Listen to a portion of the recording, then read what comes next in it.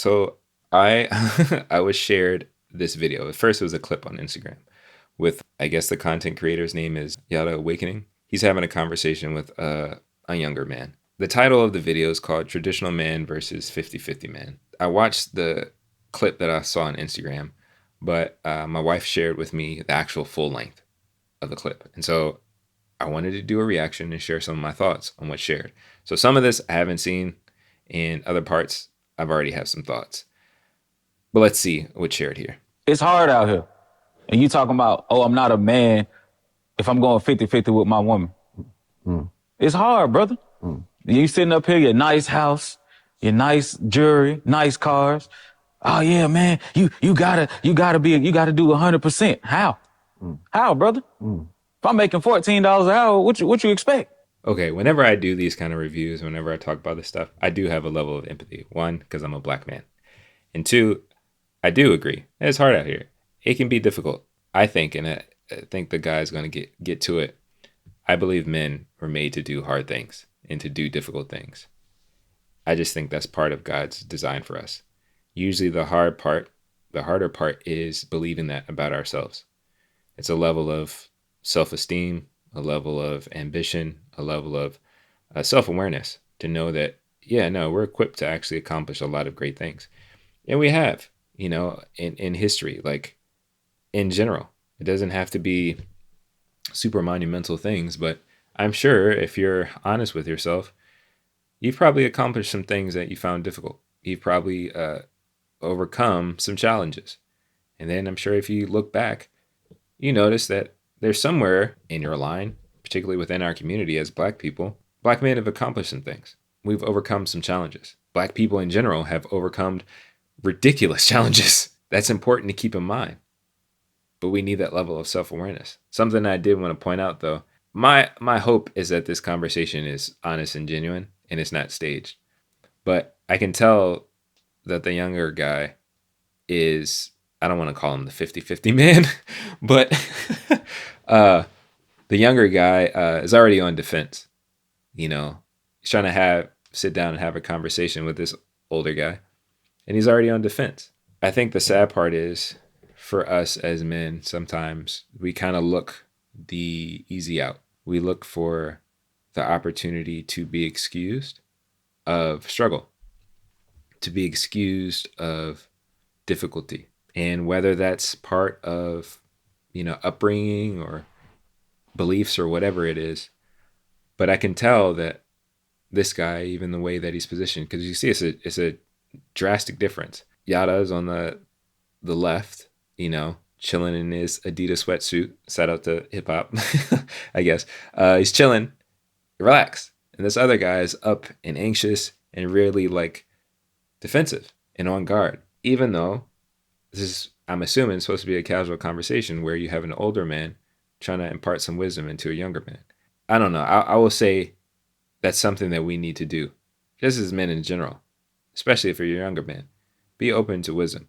Be open to words that could be helpful and beneficial to you. You still on there, oh yeah, man, 100%, you're not a man. You're not a man. How? I'm still working. I'm still providing, right? So what makes me not a man? Because I'm going 50-50 with my woman. And brother, I applaud you because I understand that it is hard out here, but we are men, so we have to go harder. I'm not saying or trying to speak down to you, my brother, by any means necessary. I'm not. But I want you to be reminded of something that our fathers didn't teach us, that we must go hard and that we shouldn't get into a relationship with a woman until we have direction. But who are you to say that? A person that... Again, piece of my heart, is hoping that this isn't staged. If it is, the guy's a pretty good actor, sure. But yes, even in that response, it's defensive. In Yada's response or reaction, it can feel like a criticism, but it's really encouragement. Again, it's really encouragement to tell you and remind this brother that, yo, you are equipped to do this. You're a man. You're called to go harder. You're called to put in more effort. I think about David Goggins and his typical saying, stay hard. And it can be challenging. It can be challenging to accept that reality, to accept that really that call in the role of being a man, having that XY chromosomes, like that situation. We're called to serve. I honestly believe that as a beneficial man. And it's something that I have to constantly remind myself too, that yeah, I need to be doing more.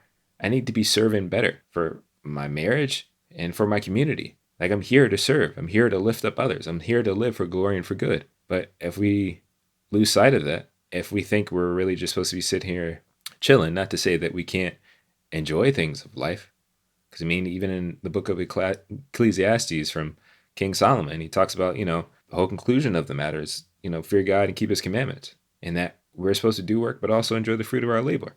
The fruit of our labor. Like that's in there. Like, yeah, work hard, put your hands to the plow, do everything, but also enjoy the fruit of your work. We're supposed to do that. But when we're being critiqued or we're being challenged, or really in this situation being encouraged, that yeah, man, you got to do more though. You got to level up. It's not helpful for us if we just automatically push back. And I think a big part of that is tied to this level of like fear of admitting that I might not be doing that great of a job, that I might be a failure, that I might be being lazy. But I mean, that takes again some humility and a level of self-awareness. But let's keep going. We're only a minute in and I'm talking too much. Cares, a person that loves you, a person that's been in your shoes and understands how it feels when we can't give our family what they truly deserve. We have to go hard. Now, give me one moment. I've been in your shoes. And when I was in your shoes, I stayed in my lane. I lived where I lived. My woman didn't work. She nurtured to the children till I got this. And I'm trying to give you the cheat code. Do what you need to do so you can feed your woman. And while she's nurturing the children, she can also nurture your dreams and your goals. Now you can be successful. Now you don't have to say, I'm working for $15. Now you can say, I got employees that I'm paying that's working for me for $15. I'm trying to elevate you. But men get so caught up in their emotions and their pride. And the first thing you want to do is feel attacked. Get the wisdom. This is coming from a rich man. Right now, you're acting triggered. But right now, you're acting triggered. But this is coming from a rich man. But how did I get here? Yeah. But how did I give you? And I'm giving you the steps. This is, if you put down your ego, if you put down your pride, brother, am I saying anything wrong? I'm saying men should be men. But you saying we not men. You saying we not men. Brother. Again, I mean, he's pointed out, the reality that happens to a lot of us, that when we are getting critiqued, when we are being challenged, it sucks. And so we want to push back, it can be difficult because we have pride and we have our emotions, our feelings, our thoughts in the way. Like sometimes we can just shut down. I know I've been there, whether it's getting critique on some work that I've done, whether it's stuff on YouTube or work at like an employer or anything, just trying to provide suggestions. Somebody's trying to provide help. And I know, sadly, because of misogyny, it's even more difficult and even more challenging when that critique and that criticism is coming from a woman, whether it's romantic or not. It can be a sister, a mom, coworker, it doesn't matter. Like that is that pride and that ego, that we really need to get rid of. We have to get rid of. Because even in this place, like I can understand the guy saying, this is coming from a rich man. I think sometimes we forget that people go through processes, that people go on journeys to get to where they're going. And of course, in this situation, maybe if I was in that guy's shoes, I will ask, okay, and then show me. Let me know what happened. Walk me through the steps of what you did. You said you were in my shoes. Well, guide me. Let me know. Tell me more about your story. Tell me more about your struggles, how you overcame this. And I think that's why it's important that we have elders in our lives, while we have mentors and people that we can look up to who can tell us their stories, to tell us that like, yeah, I struggled. Yeah, I had these difficulties, and whatever it is, it can be finances, it can be in relationship, it can be in health or whatever. Like that's why it's important. That's one of the reasons that's why I like the Bible, because there are stories shared of people, to my understanding, honest stories that are shared of highs and lows of people's lives. Like I know a lot of people critique about, the Bible being written by man or whatever. But for me, like there's so much ugly stuff in the Bible that it's there. In the New Testament, it talks about that. All of those things are there to be shown as examples or testimonies of how God can be faithful and how people have overcome stuff, how they overcome challenges. So in this situation, yeah, like I know the immediate thought is like, oh well, you're already successful. You can't understand at all what I'm going through. And of course, on top of that, you're saying that I'm not a man. Of course that's going to hurt because there's a little bit of reality that maybe that's true. You know, it's the same way that if somebody's joning on you or you know, I know everybody has different sayings depending on where you are, but like if somebody's joning on you or making fun of you or whatever, it it hurts when you start to believe it. So if somebody's clowning you about your shoes or clowning you about your clothes or whatever, there's this thin veil. This is my experience. There's this thin veil when you start to believe what they're saying. So if they're saying, oh, my stuff is ugly or my stuff is busted or whatever, you start to believe that and it sets in and it touches you. And that's when you either get upset or even before the upset part, you get hurt. Whether they're saying something about you and your clothes, they're saying something about your family. You know, again, people get, rightfully so, emotional or sensitive about stuff. Same way here. This young guy is talking about, I'm doing all this work, I'm trying my best, and you're saying that I'm not a man. Who are you to say that? Sad reality is, it's another man. It's an older man who is trying to, again, not, like he was saying, I'm not trying to condemn you. I'm not trying to bash you or anything like that. I'm trying to let you know, as somebody that, you know, use an educational example, as somebody has passed this class, you're not doing a good job. You're not gonna get to this place doing it this way. It's not gonna work, and that sucks. Even if you're studying as hard as you possibly can, even though you're trying as much as you think you can, when somebody says, nah, yo, you're still, you haven't even got to a C yet. I want you to get to an A, but you failing out right now.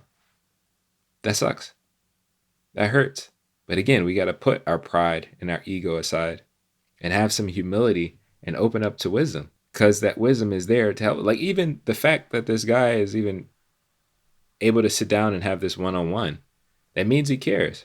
This is really helpful if we choose to let it be helpful. And again, I'm sure this isn't the first time he's heard it. He may have heard it from other people in his family or in his friends group. And again, sometimes we hear things like this in a different way from the women in our lives.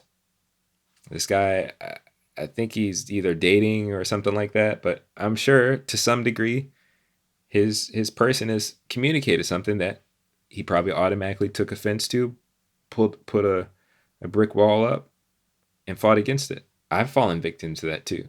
And it sucks. It's not good though. It's not going to actually help you to grow. It's not going to help you to become beneficial. It's a struggle. I get it. But sometimes we got to accept that we're not as good as we think we are. We got to accept that things just are trash right now. And we also got to be humble enough to be like, yo, I need help. Any man that makes an excuse can't be a man completely. You can be a male. A man comes with responsibilities, and it's hard. To be a man, it's hard, brother. It's not easy. That's why the respect you want from your woman that you don't get, I get from mine. My woman respect me. Hold on. My woman respect me. You think she respects My you. woman respect me. You think she Yeah, all right, respects brother. you. Yeah, You all think right, she brother. has she ever raised her voice at you? No. Does she cook for you every night, Of brother? course. So she respects you, cooks for you every night. Does she clean the house? Of course. She cleans the house, and you got her working 16 hours a day. That sounds like slavery. No, it's not. Brother, you got her cooking every night. I don't have her doing anything. She does it because she wants to. We in the trenches together. The trenches together? That's what. Sorry. It's like awkward laughter, so I apologize for that. But again, you say that, but if she decided to stop cooking, to stop cleaning, and to stop showing up and doing her so-called womanly, wifely duties, I'm pretty sure you'd have a problem with that. Because you say, yeah, we're in the trenches together, but if she's like, I ain't doing it, I ain't got it, you need to go ahead and pick up this gun and shoot. Because I'm done. I done my part. Nope. And that's the thing, like that does happen. And more women are, I don't want to say getting hip to, but like more and more women are doing that. Saying, no, I ain't doing it. I'm checking out. And yes, we can see that a lot of men are losing it. because we're really seeing that there, if we choose to see, if we really want to open our eyes, that there's a imbalance. Some things ain't right. But he's saying all this, and I agree with him. You can see it on the guy's face that he's really trying to be kind.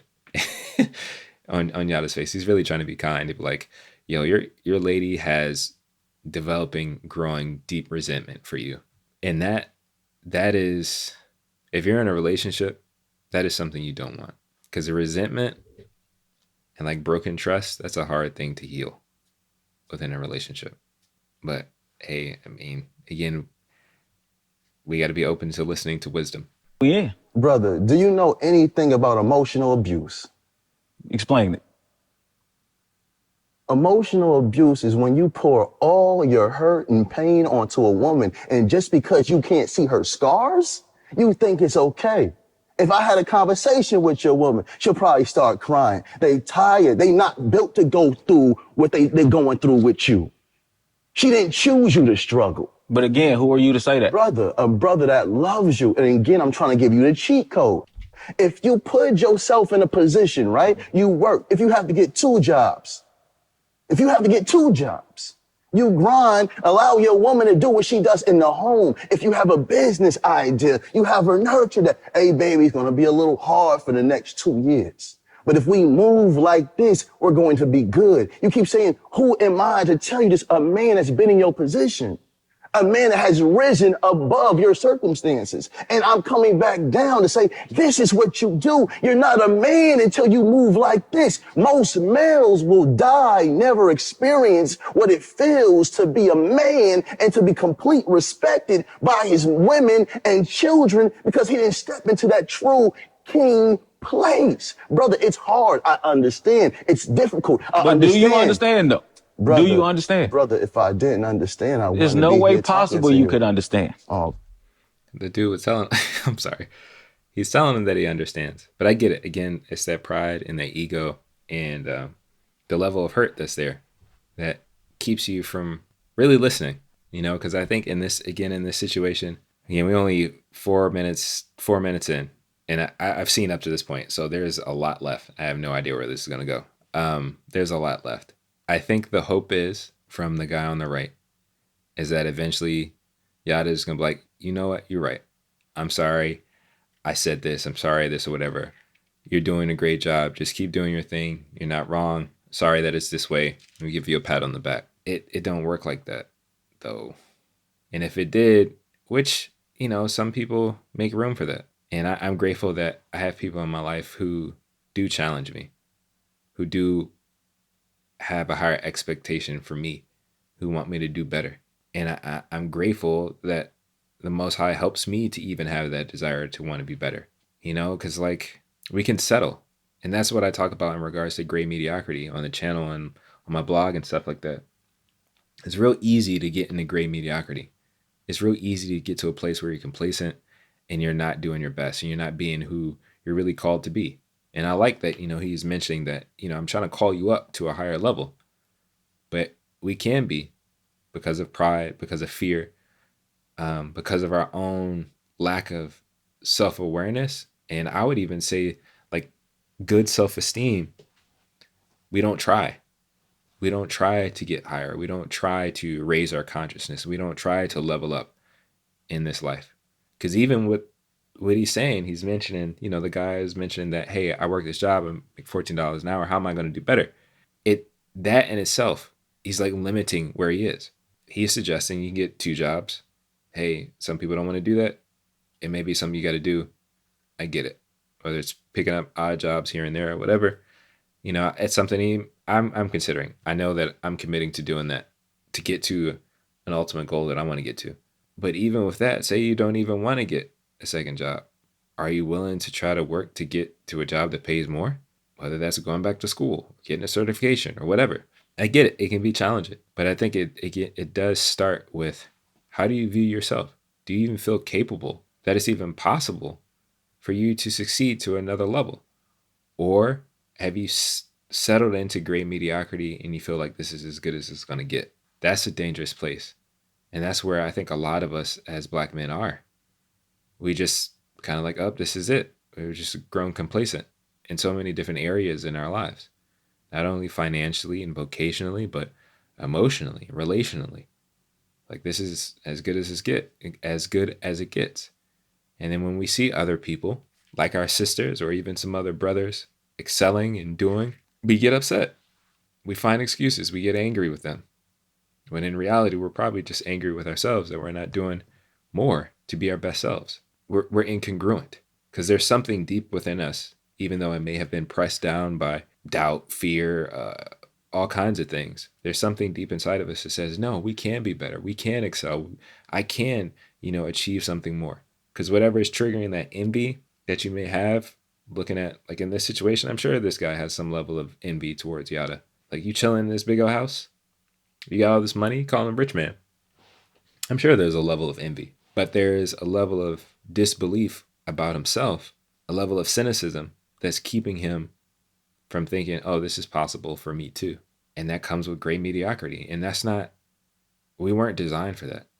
I honestly believe the Most High designed us to live in vibrant excellence, where we're living our best, where we're glorifying Him, we're being of good to those around us. And there's deep, satisfactory joy that comes from us just shining our light and being our best selves. But this world wants us to be in great mediocrity because that's how they use us. And that's how they take advantage of us. And then, sorry, I feel like I'm ranting, but then the enemy uses us to cause harm and cause problems within our community. But we're all supposed to be succeeding. All supposed to be succeeding. Crazy. No way. Why do you think that, brother? Look at you. You on the net, flashy. Yeah, man. You're not a man if you're not going 100. Your woman don't love you because you're not paying 100% of your bills. She can't. Who's to say that? Brother, you will never know what it feels like to truly experience your woman until you're able to remove. Are you with my woman? Brother. Are you with my woman, brother? Brother, are you with my woman? Brother, listen. Exactly. I almost called you. Wait. Wait. Yo,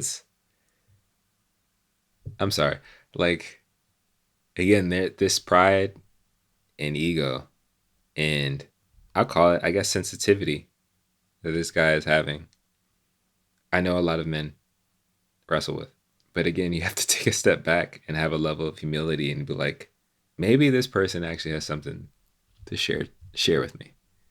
Maybe they can actually help me. Maybe this guy actually cares. Because again, this dude didn't have to let him in his house. Didn't have to be having this conversation. Usually people who are wealthy and rich, even though they have gotten to a place where they have time is very important to them. That's the case for anybody. You ain't even got to have a lot of money to value and appreciate time. But we got to be open. We got to be open to learning. I'm sorry, this is rough. I haven't seen this part, so let's see what happens and go back a little bit. You experience your woman until you're able to remove. Are you with? I will say this. Sorry. I will say this. I admit, I've had my struggles and ups and downs financially, even within marriage. And I'm not where I want to be. And I say that in regards to being a beneficial man. That is something, and I've mentioned before in other videos, that is something that it's an ideal that I'm striving for, and that I am willing to do whatever it takes to get to that place. But I do know, and I have had experiences and moments where, yes, it feels good to be able to just take care of your lady, to be able to have the bills paid, to be able to treat her to something, to just be able to like, yeah, I got you. That is such a good feeling. It's such a good feeling. And it's something that I know at this moment that is, I'm committing to myself to do whatever it takes to get to that place, because I want to be able to treat my wife way better than I've treated her at times because of my struggles and stuff like that, because she deserves it, because she is an amazing woman. And I also want to be able to treat my community and friends and families and people who have poured into me that way. And yeah, it can be prideful, I guess, but that is a deep joy to be like, yo, I can take care of people. And I think that's a joy that, honestly, I don't know. I feel honestly any man wants to fulfill, like to make happen. Whether it's, I'm at a restaurant and I tip somebody 100%, yeah, even if you're just going to a restaurant by yourself, I'm getting something at a restaurant. My bill is $20. All right, I want to leave them a $50 tip. That feels good to be able to, and it's not even like, I don't know, it's something different than just like flexing in regards to like, oh, I got nice cars, I got nice clothes, so on and so forth.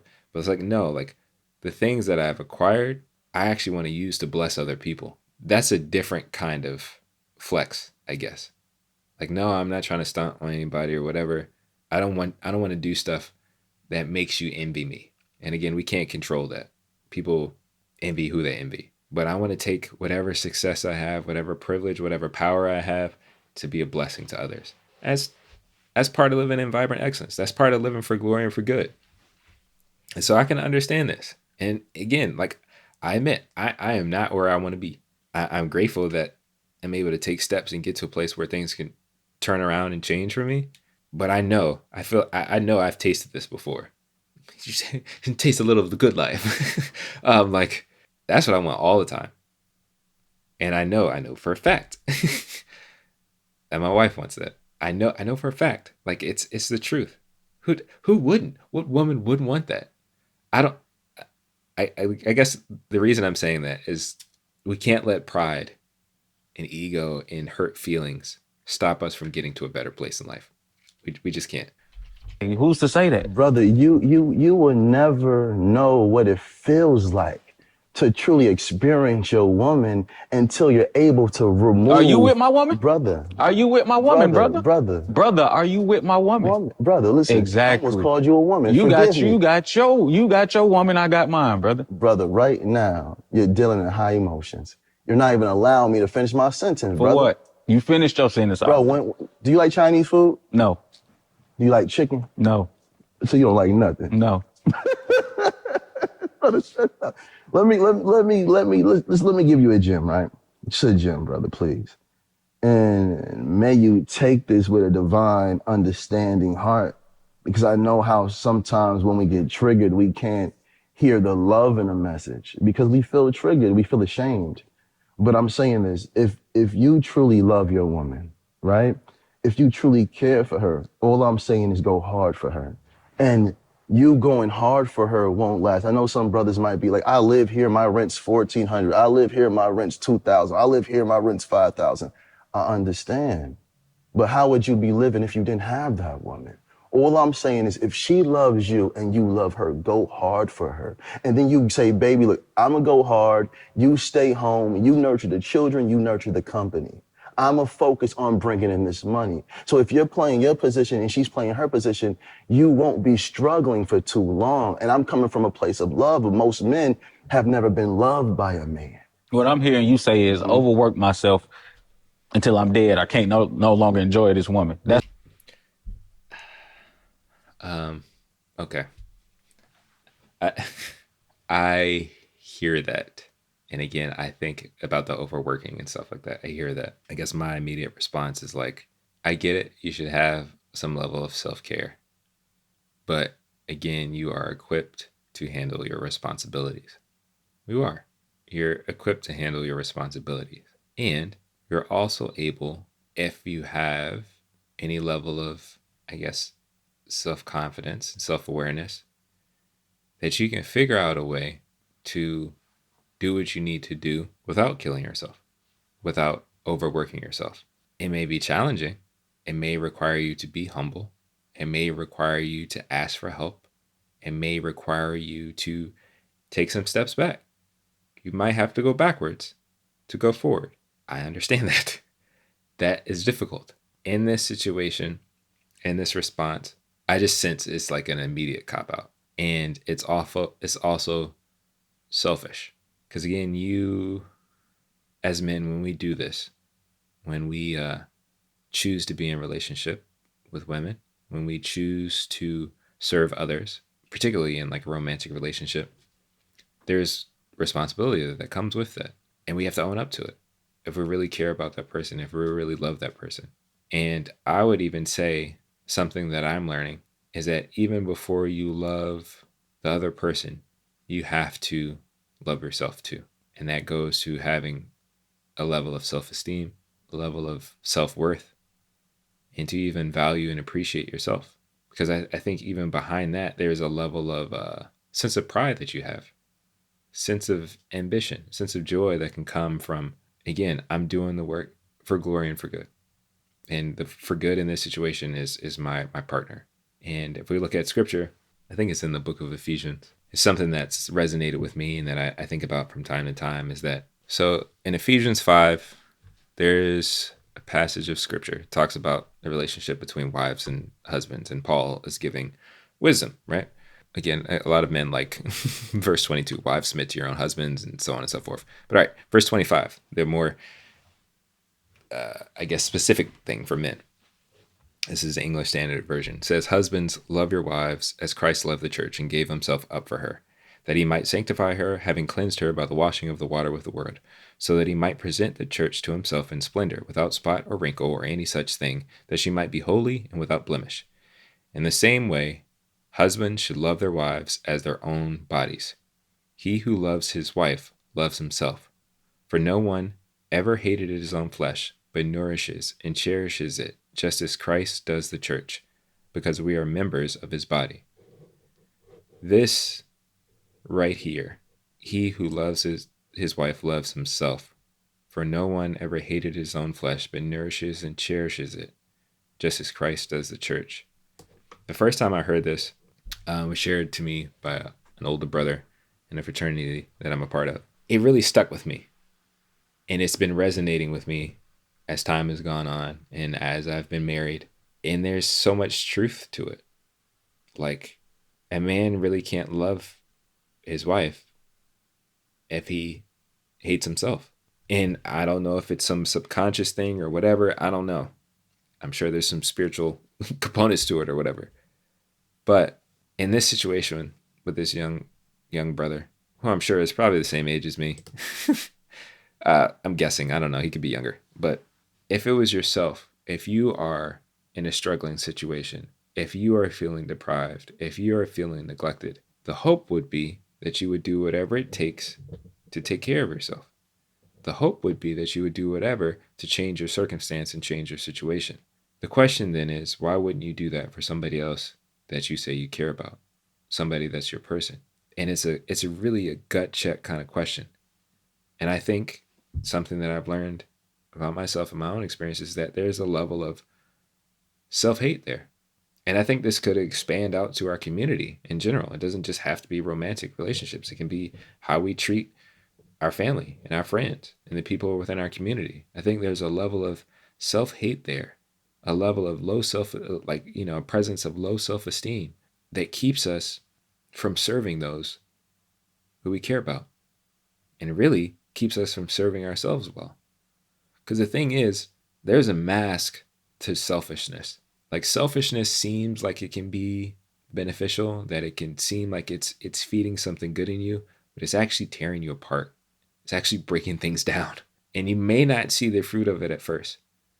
But when you have selfishness in relationships, when you have selfishness that, I think all sin is tied to a place of selfishness, and it's tied to a place of greed, a place of pride, whether it's greed or lust or slothfulness. This level of selfishness is actually withering you away. It's breaking you down, and it's hurting those around you. So even in his statement about like, oh, so you want me to burn out, you want me to overwork myself or whatever. It's like, no, the guy's not saying I want you to go out and like ruin yourself, because the thing is, your person, your lady wants you to be around too. But you automatically putting up a wall to use that is a covert way of saying, like, I really just want to be selfish. I really just want to be selfish. I don't want to do more, because I feel more comfortable here. I feel comfortable here, and I don't want to get better. And that's that gray mediocrity. That gray mediocrity saying like, no, just stay here, stay complacent. And the thing is, in our process of trying to become beneficial men, we have to sacrifice that. We have to let that go. We have to let that selfishness go. And we actually have to start loving ourselves and see that I'm better than this. Even for this guy, he should be like, I'm better than $14 an hour. Not to say if you have a job that you're making $14 an hour, sure, great. But if you have a level of understanding that, even in an economic sense, understanding that my time is worth more than $14, that should spark something in you to be like, nah, I got to figure something out. I got to change this, even if it's just asking for a raise or something. I got to change. I can't stay here. I can't be like this because I'm worth more than this. Whether you're dating or in a relationship, married or not, for you personally, she'd be like, nah, I'm worth more than $14 an hour. My time is worth way more than that. But if great mediocrity creeps in, if pride and selfishness and level of, like he mentioned, being ashamed clogs up your ears and doesn't want to make room for wisdom, or doesn't want to make room for critique, doesn't want to make room for things to challenge you to help you grow, you'll stay stuck there. And it's not a good place to be. What you're saying to Is me. your family worth that? That's what you're saying to Is me. your family worth going to war for? Of course. So, brother, you taking on another job to provide for your family's every need. But if I continue to work like that, I won't be able to enjoy my family. Man, brother, your family wasn't created for your enjoyment. They were created for you to lead them and guide them to be in a better position than you. This is for your lineage, not just for your personal emotions right now. And sometimes as men, we feel neglected. Sometimes as men, we feel neglected. You're a funny guy. No doubt. You know why? Oh, You're a praise funny guy. Oh, praise Because at the end of the day, it's a family. You know, we supposed to be together, laugh, smile, pray together. Oh, praises. Not me overwork myself till I have a heart attack. But who's supposed to sacrifice? What do you mean? Who sacrifices for the family can strive, brother? I'm already sacrificing. What's that? What do you mean? 8 hours? While your woman is sacrificing 8 hours, coming home, having sex with you, cleaning, cooking, taking care of the children. I don't make my woman do anything that she does, brother. What you mean? You don't have to. It's in a woman to make sure that her man and if she said she didn't want to cook today, I'm going to say, okay, that's fine. Okay. Okay, brother. So again, who are you to tell me I'm not a man because I'm not going 100%? What do you consider a man? What do you mean? What is a man to you?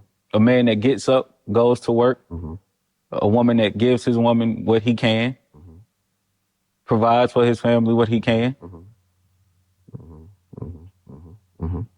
Okay.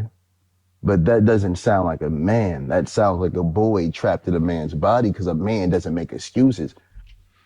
I think I agree with him with what Yada's saying. I agree with him. But I think what I would probably say is, I understand what you're saying, but that sounds mediocre. And again, that's something that I would say to myself too. It's like, yo, you're being mediocre right now. You're not doing the best that you can be. Because again, you have to have a level of self-awareness and vision for yourself. Like I like what Les Brown says, there's something special in you. There's greatness within you. Great. Excellent. Like that's not mediocre, but you got to see that in yourself. You got to see that in yourself so that you can want to make some changes and stuff.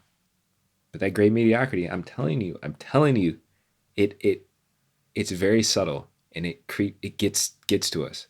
It's very easy that it gets to us. And then of course it brings along depression, anxiety, and all this other stuff that impacts our mental health, our emotional well-being. And then it starts to deteriorate other aspects of our lives. It can be our physical health, it can be our emotional health, it can be all this stuff. It's subtle.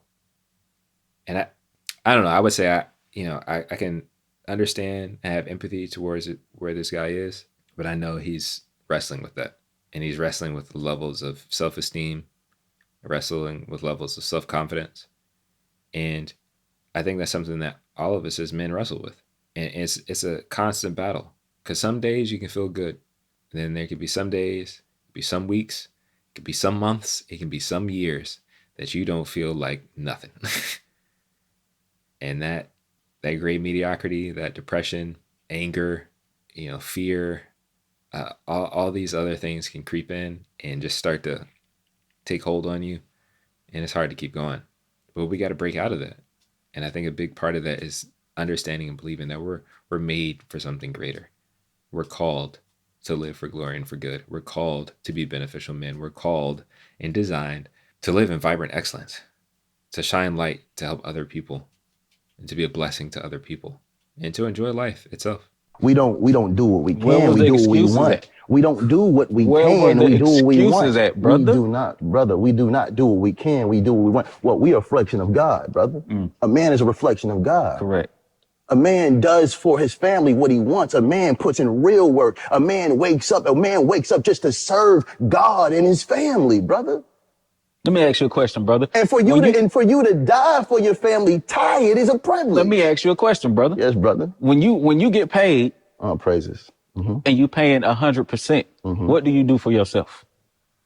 Brother, What do you do for yourself, brother? brother, when you have a wife and you're taking care of this great woman, because you chose her. Correct. So you're only going to choose a great wife. You're not going to choose a evil wife unless you're an evil man. Okay. I wanted to keep going because he's saying good stuff. But even for myself, if you are working and everything you're earning is going automatically out the door, that's another issue. Your income shouldn't, and I understand that is a lot of people's experiences. I've had those experiences. You get paid and it's immediately gone. That in itself is another problem that needs to be addressed. That means something needs to be changed. Either your liabilities or expenses are too high, or at the end of the day, we just need to make more money. And I know that can be easier said than done, but that doesn't necessarily mean or equate to that being an excuse for us to not strive for more. You know what I'm saying? Like, I'm sure in this guy's case, yada or whatever, I'm sure he pays all of his bills and does all this stuff, even treats his wife to whatever she wants and his family to whatever he wants, and he probably still has money left over. Because again, it's that simple idea of money management that like you want your expenses as low as possible, but you want your income and your revenue to be higher so that you have greater margin. I know that's like financial literacy or whatever, and there are a lot of other people who are really, really good at financial literacy that you should go and check out. But I think that again is a very scarce mindset. I should say it, that if you're given 100%, then what do you have left? I'm sure this guy has enough left over to do things that he and his wife to, that he can treat himself to. Even at the end of the day, I'm sure he has time to just take a nap if he wanted to. You know what I'm saying? Like, but having that scarce mindset about your time, your resources, and your energy, it's going to limit you in a lot of things. It's going to limit you just in your own personal life, and even more so, it's detrimental if you're trying to have a family or be in a relationship. And again, I speak from experience. I've wrestled with a lot of very scarce mindset, and I'm still trying to work on that. Again, I am in the process of trying to become a beneficial man. I think I have some good qualities. But I know I have a lot to work on, a lot to improve on. And I try to be vulnerable and open and honest as much as I can on this platform to try to be an encouragement to other people, to be encouragement to brothers out there, because as he said, it's hard out here, but we need help. We need to talk about it. We got to make an effort. We got to grow. And I'm grateful that there are brothers like Yada and other men who share on social media or even not on the internet, who just are trying to encourage and challenge men to become their best selves.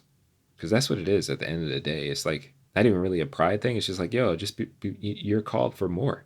There's greatness within you. Again, quoting Les Brown, I love that. Like, and when you're doing for this woman 100%, guess what this good, loving, nurturing woman gonna do for you? She gonna nurture you 100%. Now she's more softer, brother. Your food tastes better because it's filled with love. You're not looking at your woman tired. You're not looking at your woman crying because she's exhausted. You're seeing your woman smiling and having the patience, the divine understanding to play with and be with the children. She's not impatient, brother. So all I'm saying is I understand your frustration because I know it's hard out here for men. I understand it. But you gotta become more stronger and more harder than your circumstances. So if one job isn't taking care of your family, get another one. And if that one doesn't take care of your family, get another one. And then tell your wife, this is the plan, baby. I'm gonna go hard for 2 years, 3 years, but this is the plan. And if we execute this, if you nurture this correctly with the knowledge and information that I give you, we'll be successful when we get out of this situation. So again, brother, I'm just a man that loves you, and the majority of us men have never had fathers. And if we did have fathers, they weren't strong, brother. We've never seen our mothers love correctly. So we're repeating what we've seen. We've seen women go hard for so long. We believe it's in their nature to go hard. The queen should never be in the battlefield. But you're still in. Everything he's saying is facts. That's all I wanted to say before this guy gives a rebuttal. It's true. Like, I did a video talking about this and how important it is for there to be good images for us as men, and images for people in general, but specifically us as black men. We need images in our lives of things to reflect. If we don't have them, we'll search and look for other images. And I think right now we're seeing a lot of bad images, and we've been seeing a lot of bad images over the years. And the thing is, like he mentioned it, Yada had mentioned it about we've seen our mothers or grandmothers or aunties or women in our life who have struggled and bust their ass trying to make a difference. And the subconscious thing that happens, which feeds into like misogynoir. I've been a victim of it too, and I've been, I guess, a perpetrator of it too. Is that then becomes the standard? We normalize that. We expect that and say, oh, that's what black women do. That's what women do. And that's not good. We need better images. We need better images in our life. Sometimes what we got to do is sometimes you got to create it. Yes, you create it in yourself, but sometimes you just got to like find the good things where you can and create a collage. And I think honestly, for as black men in our community, that's what we got to do. And that's something I think is important and something I want to make sure is done on my channel and stuff like that, is help us to build a collage of what, again, a beneficial man is, so that we can see it. Because I think where we are right now, it may be challenging. Not to say that there aren't men out there like that, but I think it can be challenging just to have single solitary examples of what a beneficial man is. We need more images of it. We need more elements of it, and we got to put a collage together to be like, all right, this is what we're looking at. Whether that's taking a piece of, I like what this man does over here, or I appreciate what this man does over here, so on and so forth, and putting it together. We got to do that so that we have a vision of what to look at, to model ourselves after. Even if, again, it's just aspects of different men, but we can place it on ourselves so that we can do our best to, I guess, conform to a better image. And I honestly trust that, the Most High will aid us and guide us in that process as we're seeking to be our best selves, to live for his glory. He'll be like, all right, let me put this here. I'll bring a brother here, or introduce you to an author here that has some information, or I'll introduce you to a YouTube channel here, or podcast or something, or a brother in your community, whatever. Here are just all these pieces of things that you can look at. Like, I want to be like that. I want to be like that. I want to be like that, so that we can grow. And the thing is, we got to understand that we're ultimately trying to be beneficial. Not I want to take pieces of some trash over here. I want to take some pieces of some garbage over here. I want to take some toxic stuff over here and I want to put it on me. No, like, let me grab all the good stuff, because I actually want to be good. I want to be beneficial. I want to be my best self. The last nugget that he dropped in there that I think is important is just the idea of a plan. It's so important to have a plan. It really is. And it can be difficult to try to map out one, but it's necessary. So even if, again, that's something that I have to keep redoing, is making a plan, and pulling it together. Because again, if we're leaders, we need to have plans. We need to have visions down the line. No Brother, place the to say queen. that a man is not a man because he's not paying 100%. So what do you consider that, brother? Because a man is a provider. Of course he is. A provider 100%, brother. You can't do 50% of your job and tell me that you're a provider. You're trying to. If we're using the academic example, 50% is usually failing. Just saying, you don't pass with 50%. Could be pass fail in a class, but if we're talking about 50%, it's not passing. I mean, it sucks. It sucks to hear. Again, I when I say these things, I'm saying them to myself too. So doing 50% is not passing. Sure, maybe get up to 70%. That's a C. That might be passing. It's not the best though. Get to a B. What is that? That's above average. We're striving to be excellent, vibrant excellence. We trying to get to 100%. I'm just saying, it may be hard. It may be difficult. We might not have asked for help. We got to get some study hours, whatever. You got to get a tutor, but why not? It's worth it. Provide. So you're trying to be a So what man. do you think about 70-30? Since 50-50 is an issue. Brother, do you need your woman to provide for you 30% of the time? Or are you that, excuse my language, are you that weak of a man that you can't provide for your family? So once again, I'm not a man and I'm weak because I'm not paying 100%. Brother. It's hard out here, brother. Brother, what man says it's hard? The ones that know it is. The ones that, so what about the men that are taking care of their women? What separates you from this man? They're just at that point already. They're at that So point when I'm already. at that point, guess what? It's a different Are story. you striving to take care of your woman for 100%? Who's to say I'm not? I'm asking, But are you you? can't say I'm not. Praises. You're there saying, Are oh you? yeah, man, Brother, you gotta pay. brother, I'm striving for it. Are you striving I'm striving for it. So you're not the brothers I'm talking about. But it seemed like you I'm just talking on about, every brother. Brother, I'm talking about the men. You on every brother. Man, all praises due to the Most High, man. You know, you seen Minister Society, right? Don't nobody want to hear that bullshit, Sharif. Hey, brother. You know. Sometimes, brother, we just got to give all praises due to the Most High and be mindful of some of the things that come out of our mouths. So if I offended you in any way, shape, or form, I apologize. But, brother, a man is one that can uplift his family as a whole, or is striving like yourself to do that. I'm talking about the men that are comfortable living off of women. And most men are triggered because they gotten comfortable allowing women to provide for them, brother. They're not looking for wives. They're looking for mother figures. And the sad part, our women are the ones that turn these men the way they are. But why do they do that? Because they've never had a strong man to lead and guide them into the right direction, bro. So, okay. That's the video. I think I've been talking long enough. I don't even know how long this recording is. Oh yeah, this is long. This is a 12-minute video. This took like 45 minutes. I think the last part, what Yada was saying, is real true. Like, whether that guy felt it or not, there are a lot of brothers who are complacent, and I would say there's a lot of us as brothers who can be complacent in various areas of our lives, and we can't do that. We can't be our best selves. We can't live for glory and for good. We can't be beneficial men if we're being complacent, if we're settling for great mediocrity. Complacent, great mediocrity, interchangeable in my book.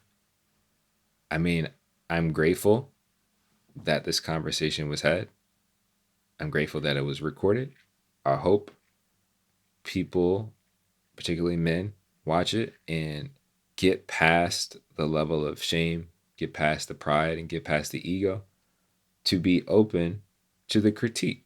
And more importantly, open to the encouragement that is being offered. That yes, even though it's hard, you can be harder.